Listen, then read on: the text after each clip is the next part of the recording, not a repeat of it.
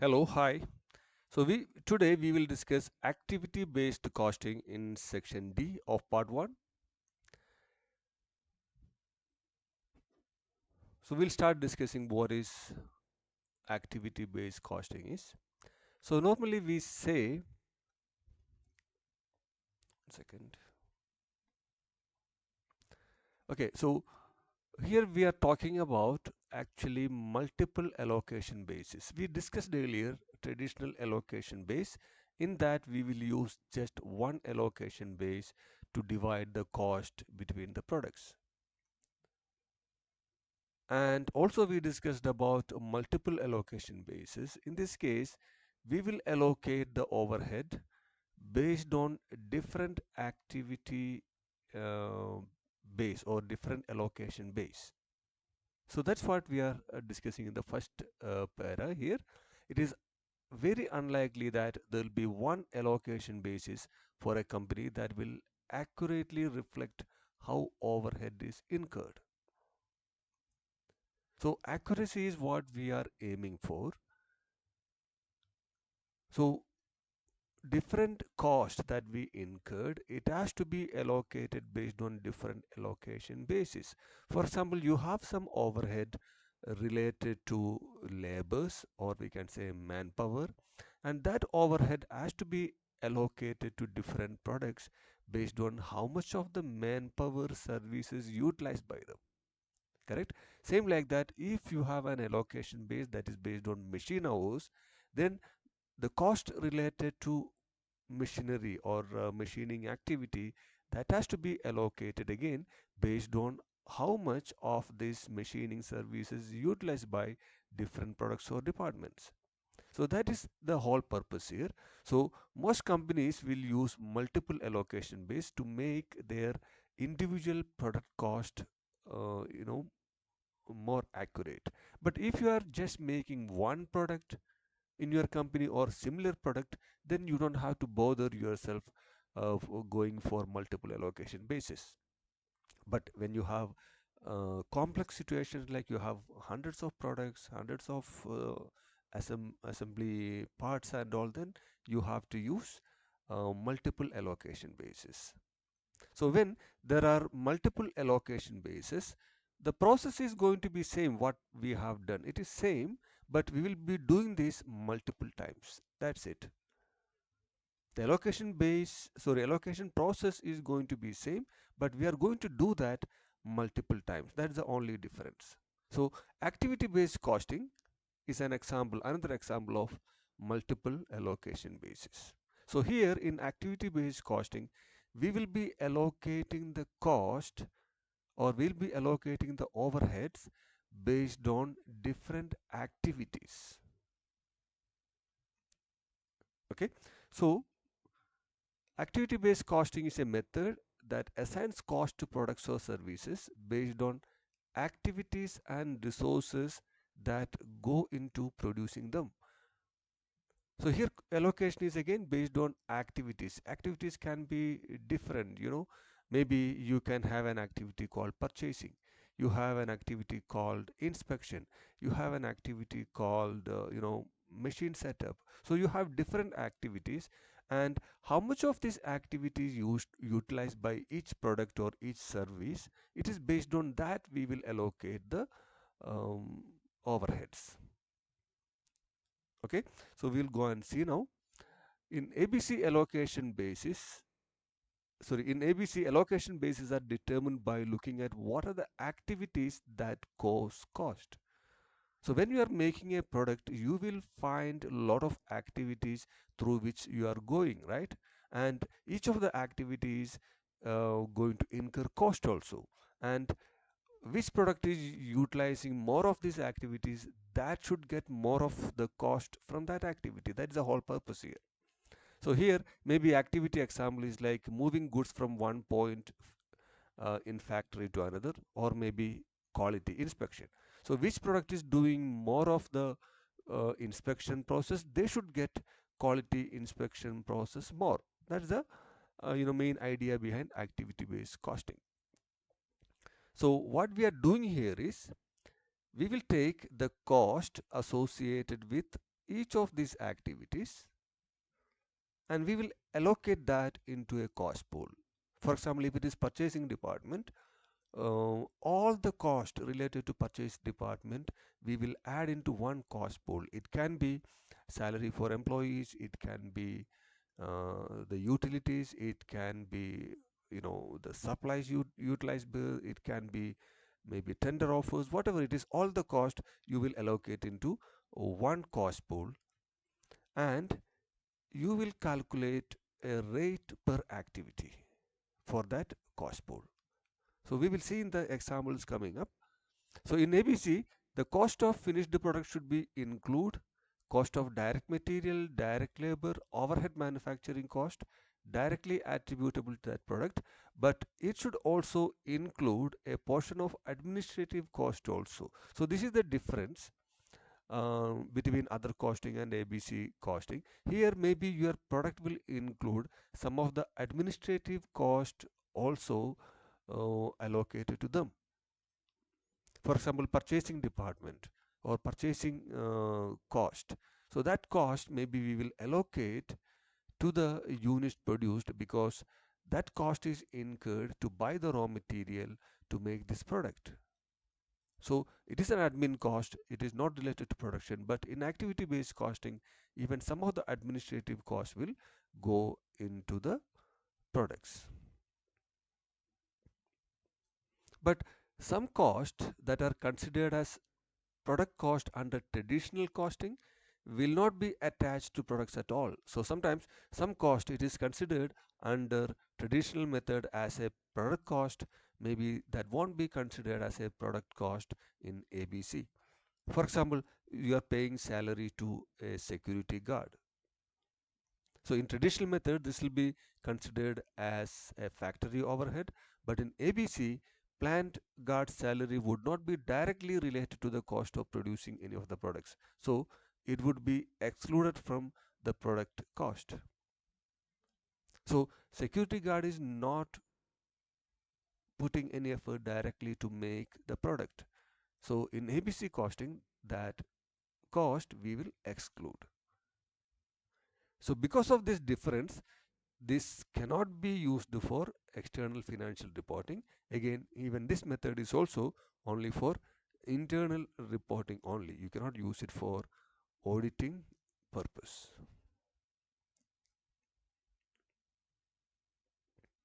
So these are some terminologies related to ABC or activity based costing. So we know an activity is what? An activity is an event that incur cost. Any activity that is incurring cost we will consider as any event that incur cost we will consider as an activity.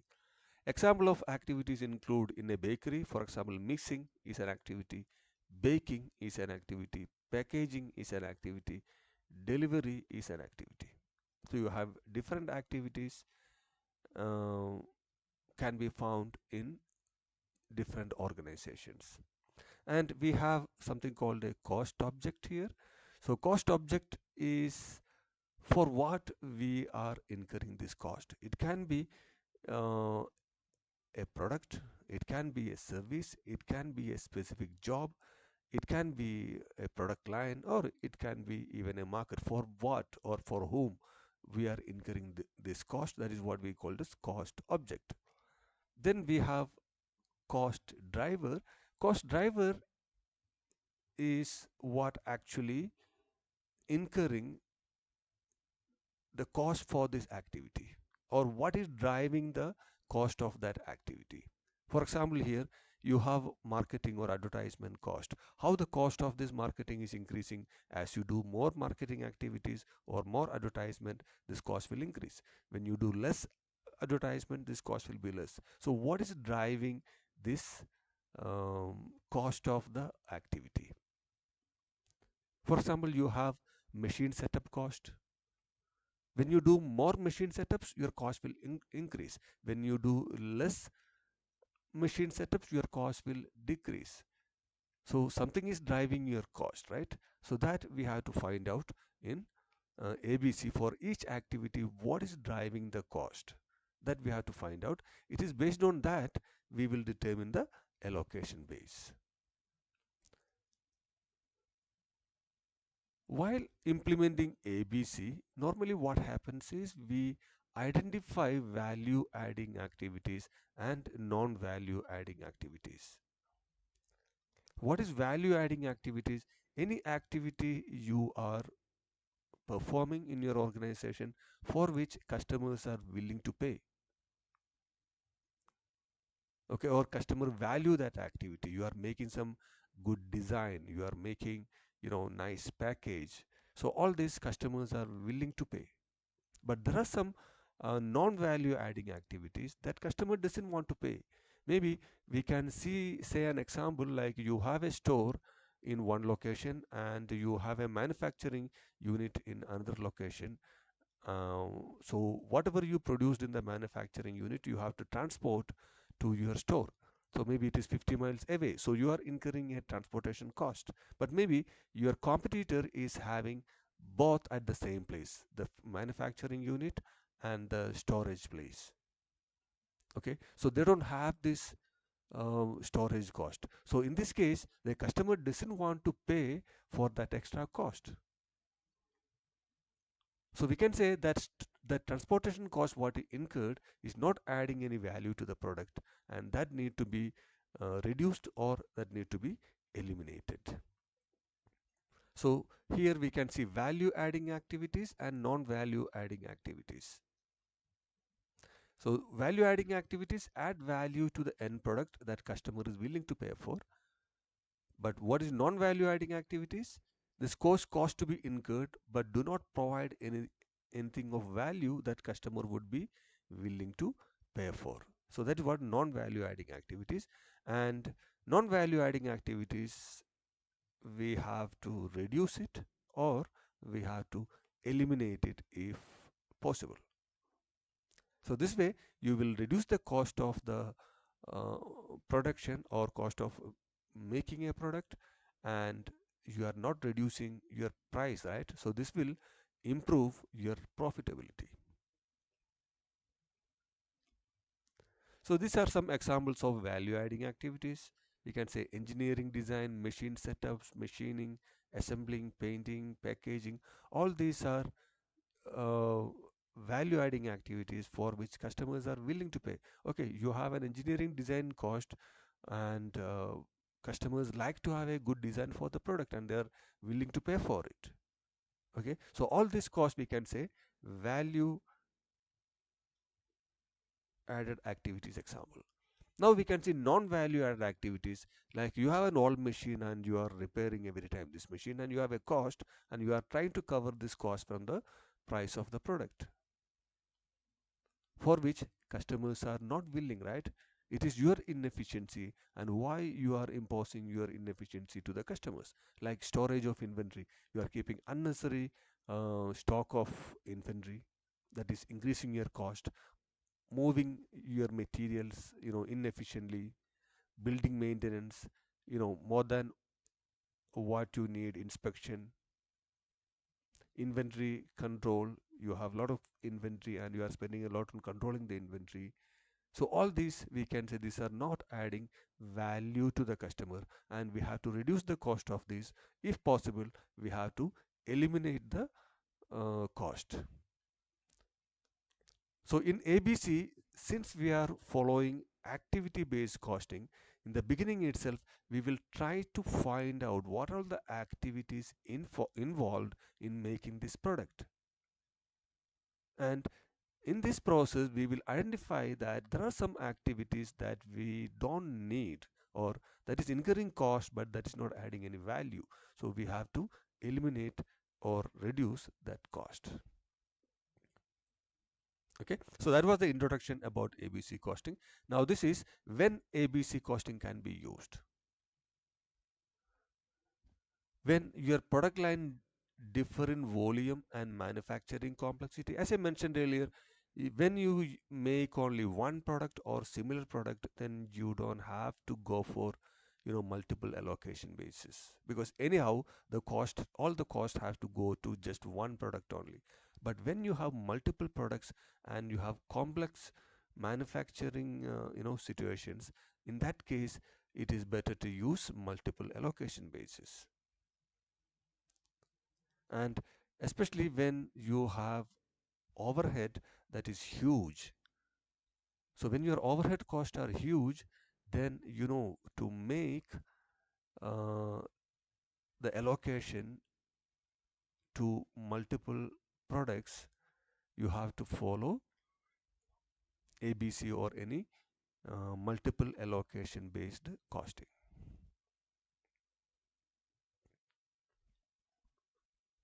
So in your example, in your exam, normally you will have different activities, and you have to find out what is the driver for this activity. Or you have an activity, for example, ordering and receiving material. So what will be the normal cost drivers for this? We can say number of purchase orders. So you have 100 purchase orders, okay, and each and every purchase order you will incur cost. So actually when the purchase order is increasing, this cost of ordering and receiving material is increasing. So purchase order is less, this cost will reduce. So this is what actually driving the cost in this case, correct? Number of purchase orders, it is more, your ordering cost will increase. How machine setup will increase? Based on number of setups you have. Machining cost based on machine hours, which product is using more machine hours, they should get more of the machine cost. Assembly cost based on number of parts. Inspecting and testing, how the cost is going to increase of inspection based on the number of test, more cost, less test, less cost. And painting, we can say number of parts. Supervising cost, like how many uh, direct labor hours are there, or how many labors are there. So we can say these are all activities, and these are the cost drivers for each and every activities. And it is based on these drivers your cost will flow to the product. So which one is getting the service of different activities more, they will get, or that product will get more cost. And which one is not getting much of the cost will take less cost from that activity. Okay, so being completed the intro of activity based costing, we will discuss the steps in activity based costing. As I mentioned earlier, it is very easy. It is same like traditional costing, but here we are doing it multiple times. Only the difference here is we have to identify the activities, and we have to identify what is the cost driver for these activities, or what is incurring this cost to increase or decrease. Then based on the utilization of cost driver, for each product we will allocate the cost. So these are the steps in activity based costing. First you have to identify different activities, determine the activities, then assign cost to these activities. So then you will calculate how much cost is incurred for each and every activity, what's the total cost for each and every activity. Then we will identify what's the cost driver, how how the cost of activity in the question is increasing or decreasing, what is making this cost to go up or down. That's what cost driver is. Then based on this driver, so we have now the total cost and we have the drivers. Based on that we will allocate an activity rate. So we will take the total cost and divide that by cost driver, we will get the activity rates. Then assign the activity cost to the products. Okay, in the coming slide we will see an example of this. We can say you have a small furniture factory, and in which you are making two products, wooden chairs and plastic chairs. And we found there are certain activities happening here. The first one is purchasing of raw material. That's an activity, for that we are incurring cost of 50,000. Machine setup, we are incurring a cost of 20,000. Assembly is another activity for which we are incurring 30,000, and quality control is 10,000. So these are different activities. So if you go by the steps, first one is identify activities. We identified all our activities. Then we assign the cost for these activities. We know the cost also we assigned. Then identify the cost drivers. So this is what important in ABC. Purchasing, how the purchasing cost is increasing or decreasing based on number of orders. How the machine setup cost is changing based on how many setups you do. How the assembly cost is um, increasing or decreasing, maybe based on labor hours. How the quality control is increasing or decreasing based on the inspections.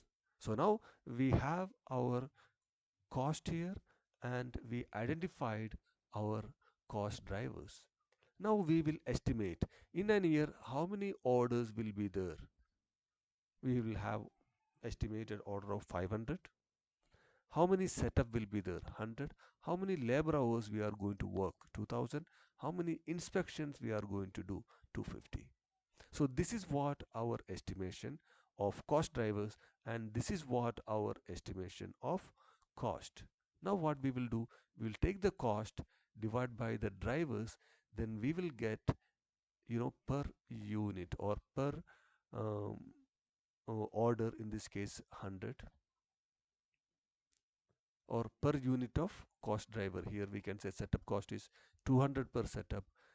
Here labor hour cost is 15 per labor hour. Sorry, assembly cost. Quality control is like 10,000 divided by 250. You will get 40 per inspection. So now you have activity rates per your cost driver.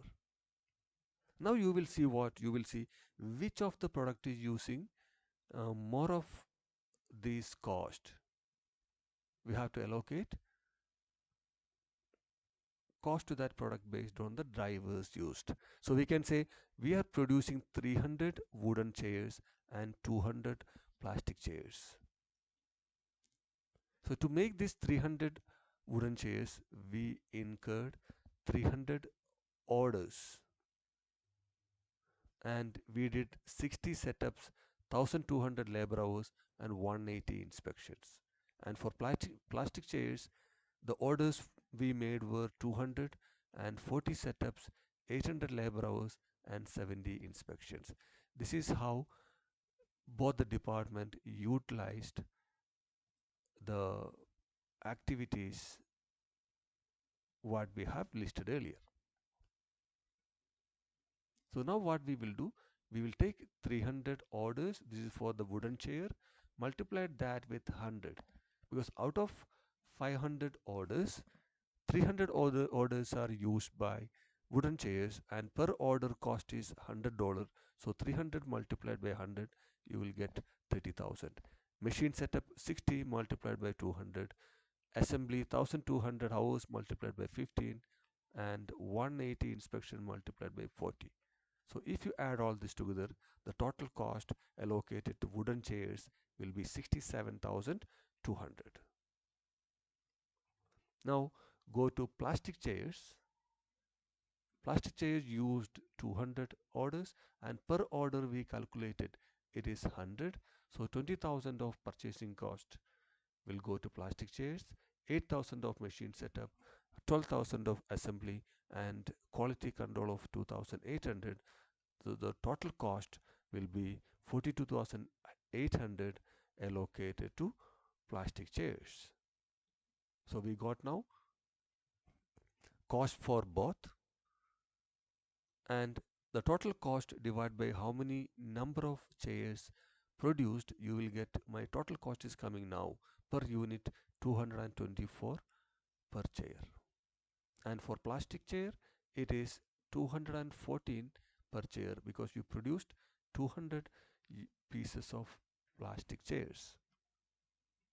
So by breaking down the cost through activity based costing, you can more accurately price your chairs, understand which activities are consuming more resources and make informed decision for process improvements. So now you are allocating the total overhead cost based on which activity is consuming which product is consuming more of the activity, they should get more of the cost. That's the whole idea in this. Okay, and we have one more example here. If you are okay with this example, then you don't have to watch this. We can say we have some cost here, and we have different types of cost, and we have different cost drivers here. Okay, so we will identify first. We have different cost that is related to employees, so that all we will add in a cost pool, and we will divide that by direct labor. And we have some other cost that is related to machining, we can see. So all this cost we will add into a pool, and we are going to divide that by machine hours. Then we have different cost related to purchasing. We will add that all into one pool, and we are going to divide that by purchase orders to get per um, to get a POR, predetermined overhead rate. So we have our cost here, total cost, and we have here our different cost drivers or allocation basis. So we will take 1000, and we'll take this 4500. So 4500 divided by 1000, so 4.5 per direct labor we will get. So all the costs related to employees, we will take 4.5 per direct labor hour. Machining 2500 divided by 250, so you will get 10 per machine hour. And purchase orders 4250 is the total cost, divided by 100 purchase order, so per unit it is 42.5. So this is what we found here, our allocation rate.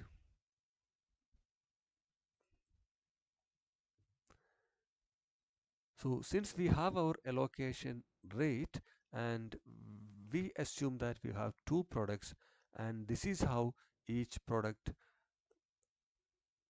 utilized these services. So direct labor hours for A is 400, for B is 600. Machine hours for A is 100, B is 150. Purchase order for A is 50, and this is 50.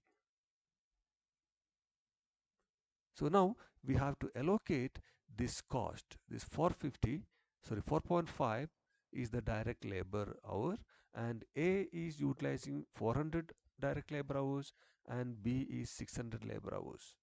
So 400 multiplied by 4.5 and 600 multiplied by 4.5. That is what we are going to do here. 400 multiplied by 4.5, 1800 will go to A, and now 100 multiplied by 10 for machine related cost, 1000 will go to A. Purchase order 50 multiplied by 42.5, this will go to A also. So total cost allocated to product A is 4925, and same way 6325 for widget B or product B, and the total cost is now 11250. Okay, same cost is allocated to both the product using different allocation basis. But if you take same problem, and we will just allocate the total cost based on the labor hour, then what will happen? We will have 11.25 per labor hour.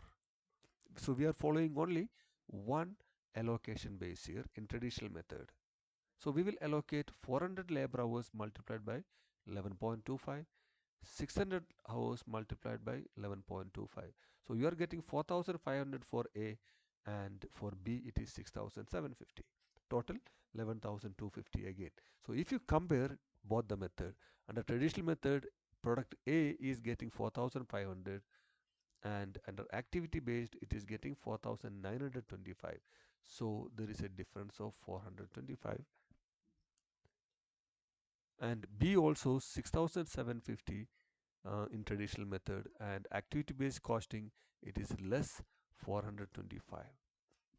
So when you compare the difference, you will see there is 425 more went into product A in activity based costing, and 425 less for product B. So what is more accurate? We can say obviously more accurate is going to be ABC, because we are using multiple allocation base.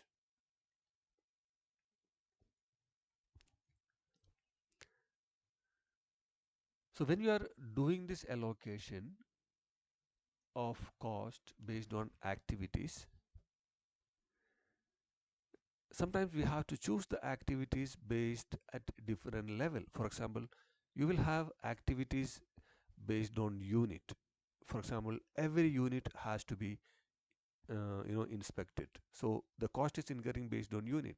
Maybe you will have cost related to a batch, for example machine setup or purchasing. You are doing this for 1000 units, for example, okay, for a batch, for a full batch.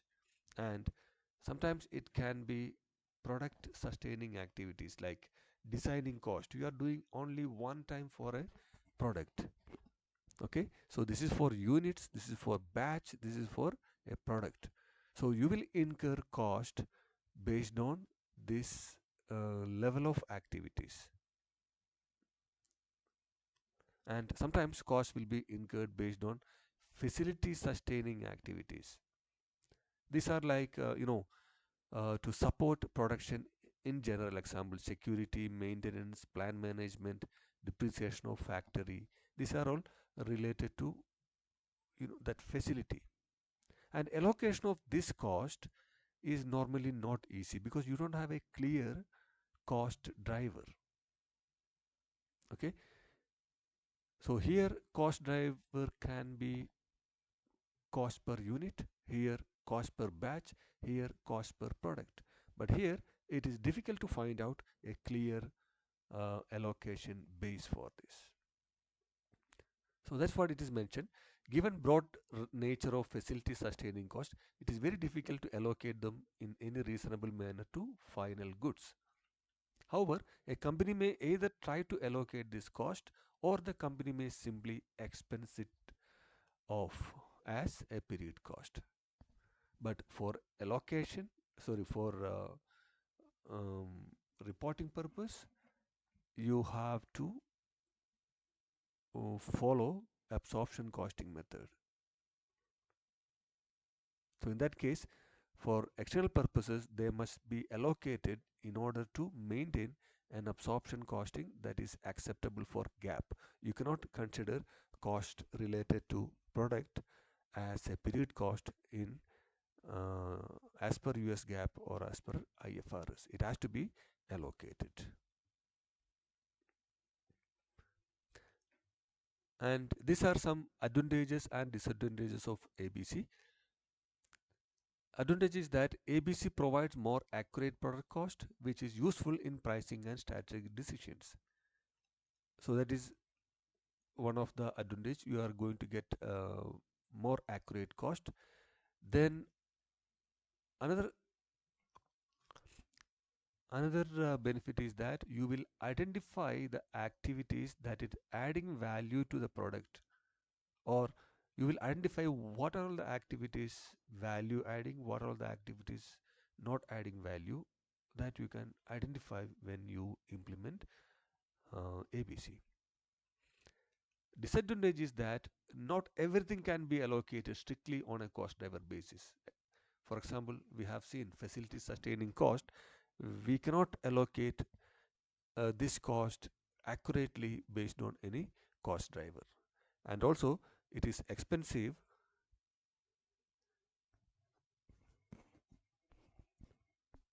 It is expensive and time consuming to implement and maintain it, because you have to identify all the activities, then you have to find out the drivers, so it is all going to take some time. So always we have to do a cost benefit analysis before we implement any of the such cost methods. Okay, so that's about ABC costing. Thanks a lot for watching. Thanks a lot for being with me. Thank you. Bye bye.